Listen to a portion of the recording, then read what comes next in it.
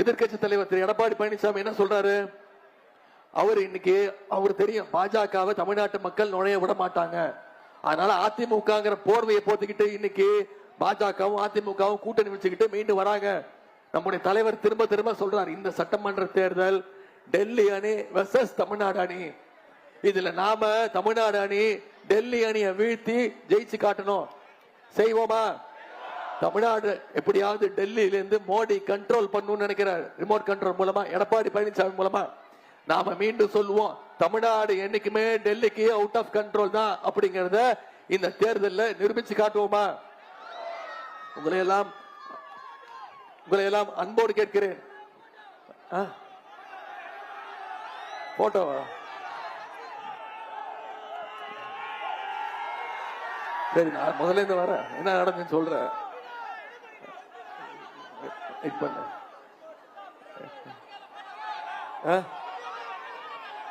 Photo காட்டியா வேணுமா? அது காட்டினா அவர் திட்டுறாரு. நான் என்ன சொன்னேன்னா, திரு எடப்பாடி பழனிசாமி அவர்களே, நீங்க ரொம்ப பெரிய அடிமையா இருக்கீங்க, பிஜேபியோட அடிமையா இருக்கீங்க, மோடியோடைய அடிமையா இருக்கீங்க. முரட்டு பக்தர்கள் பார்த்திருக்கோம், முரட்டு தொண்டர்கள் பார்த்திருக்கோம். நீங்க ரொம்ப பெரிய முரட்டு அடிமையா இருக்கீங்க. மோடி என்ன சொன்னாலும் கேட்கறீங்க. தமிழ்நாட்டுக்கு குரல் கொடுங்க. நீட்டு கொண்டு திணிக்கும் போது நீங்க மூடிட்டு இருந்தீங்க. இப்படி கல்வி நிதி கொடுக்க மாட்டேங்கிறாங்க, அதையும் மூடி வாயை திறக்க மாட்டேங்கிறீங்க. மும்மொழி கொள்கையை மீண்டும் தமிழ்நாட்டுக்குள்ள திணிக்க பாக்குறாங்க, அதுக்கும் எதிர்த்து குரல் கொடுக்க மாட்டேங்கிறீங்க. திருட்டுத்தனமா 4 கார் மாறி போய் மோடியவே பார்த்துட்டு வரீங்க. பார்த்துட்டு வெளில வரும்போது மூஞ்ச மூடிக்கிட்டு திட்டுத்தனமா ஓடி ஓடி வந்துட்டு இருக்கீங்க. இப்படி பண்ணாதீங்க. தமிழ்நாட்டு உரிமைகளுக்கு குரல் கொடுங்க, தமிழ்நாட்டுக்கு திட்டங்களை கேட்டு வாங்குங்க. இப்படி ஒரு நம்பர் 1 முரட்டு அடிமையா இருக்காதீங்க. இப்படிதான் நான் சொன்னேன். இது ஏதாவது தவறு இருக்கா? இது ஏதாவது கெட்ட வார்த்தை இருக்கா? இது சொன்னோன்னே அவரால் தாங்கிக்க முடியல. என்ன சொன்னார் தெரியுமா? உதயநிதிக்கு எந்த அனுபவம் கிடையாது, என்னோட அரசியல் அனுபவம் அவரோட வயசு கரெக்ட், எனக்கு அவருக்கு இருக்கக்கூடிய அனுபவம் எல்லாம் எனக்கு கிடையாது, எந்த அனுபவம் கிடையாது, இந்த அனுபவம் எனக்கு கிடையாது. கீழே ஒருத்தர் படுத்திருக்காருமா, நீ கார்பெட் நினைச்ச கூடாது. கீழே ஒருத்தர் படுத்திருக்காரு, தெரியுதா? அவர் தான் திரு எடப்பாடி பழனிசாமி அவர்கள். இப்படிதான் அவர் முதலமைச்சரானாரு. மக்கள் தேர்ந்தெடுத்தாங்களா? மக்கள் வாக்களிச்சாங்களா அவருக்கு? இப்படிதான் முதலமைச்சரானீங்க. இந்த அனுபவம் எனக்கு கிடையாது. யார் காலையும் பிடிச்சி சீட்டு வாங்குற பதவி வாங்குற அனுபவம் எனக்கு கிடையாது. யாருக்கும் குறிப்பா சங்கிகளுக்கு பயப்படுற அனுபவம் எனக்கு கிடையாது அப்படின்னு தான் நான் சொன்னேன். இப்ப கண்ணா அப்படின்னான்னு திட்டுறாரு, என் பேரை சொல்லியே திட்டுறாரு. கெட்ட வார்த்தை மட்டும்தான் என்ன பயன்படுத்தல. என்ன தெரியுமா சொல்றாரு? என் பேரை சொல்லி சொல்றாரு, உதயநிதி பால்டாயில் குடிச்சு செத்துருக்கணும், இங்க இருந்து என் உயிரை வாங்குறான் அப்படின்ட்டாருமா.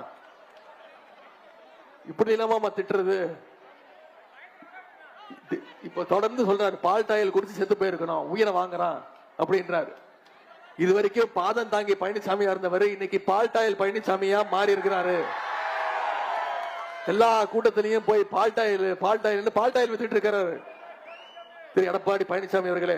சாரி, திரு பால்டாயில் பழனிசாமி அவர்களே. அரசியல்ல வெற்றி தோல்விங்கிறது சகஜம், அது உங்களுக்கு தோல்விங்கிறது ரொம்ப சகஜம். அதனால தேர்தல் முடிவை எதிர்பார்த்து நீங்க எந்த முடிவும் எடுத்துறாதீங்க. தற்கொலை எதற்குமே தீர்வாகாது.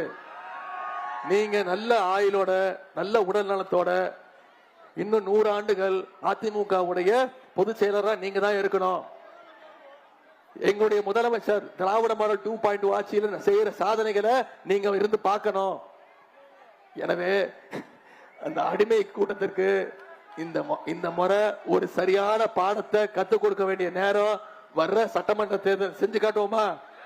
நிச்சயம் செய்வோமா? உங்களை எல்லாம் நான் அன்போடு கேட்கிறேன், பண்போடு கேட்கிறேன், பாசத்தோடு கேட்கிறேன், உரிமையோடு கேட்கிறேன், உங்க வீட்டு பிள்ளையாக இருந்து கேட்கிறேன். இன்னும் பெருமையா சொல்லணும்னா தலைவருடைய மகனாக இருந்து கேட்கிறேன். இன்னும் பெருமையா பூரிப்பா சொல்லணும்னா டாக்டர் கலைஞருடைய பேரனாக இருந்து உதயசூரியன் சின்னத்திற்கு வாக்களிச்சு சகோதரர் பிரபாகர் ராஜா அவர்களை அதிகமான வாக்கு வித்தியாசத்தில் ஜெயிக்க வச்சு சட்டமன்றத்துக்கு அனுப்புங்க. உங்க தொகுதிக்கு என்ன தேவையோ அதை செஞ்சு கொடுப்பாருங்க அந்த வாக்குறுதியோட இன்னைக்கு நான் பிரபாகர் ராஜாக்கு வாக்கு கேட்டு வந்திருக்கேன். செஞ்சு கொடுப்பீங்களா?